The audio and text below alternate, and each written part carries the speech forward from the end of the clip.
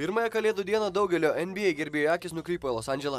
Ilgai lauktoje dvikovoje susitiko dvi lygos favoritės – titulą ginanti Los Andželo Lakers ir Miamio Heat su Žydrūnu Ilgausku. Svečiai iš Miamio sugadino Kalėdų šventę Lakers gerbėjams ir išsivežė pergalę 16 taškų skirtumu.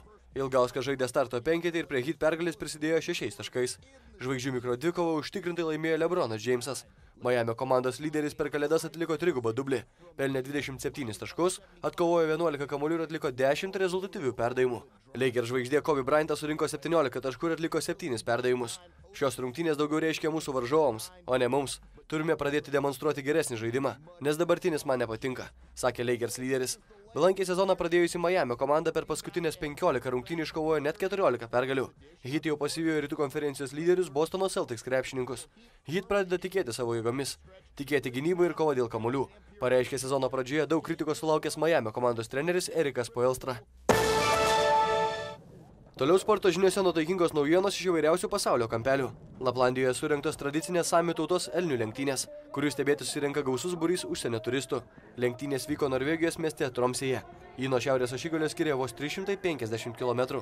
Lenktynės tradiciškai rengiamos atkrintamųjų varžybų principų, kol galiausiai finale sutinka 2 lenktynininkai. Šių metų varžybose jaunystė nugalėjo patirtį.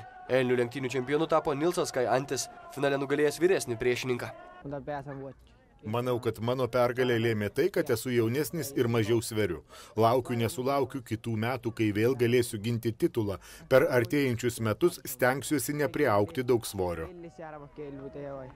Tomske gatvėmis elniai skriejo kone 60 km per valandą greičiu. Trasos ilgis 201 metras.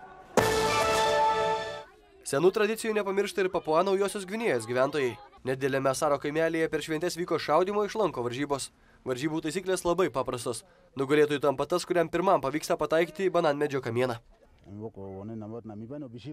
Mūsų protėviai šiais lankais žudė kaimyninės genties gyventojus. Tai buvo mėgstamiausias jų ginklas. Mes lankus naudojame tik kaip pramogą ir niekada nieko nesužeidžiame. Sporto žinių pabaigoje pamirškime šaltą žiemą ir trumpam persikelkime į vasarišką Australiją. Antrą Kalėdų dieną Sidnėjuje šiandien startavo jau 65 kartą rengiamos jachtų lenktynės iš Sidnėjaus į Tasmanijos salos sostinę Hobartą. Šiemet dėl nugalėtojų titulo kovoja 87 jachtos.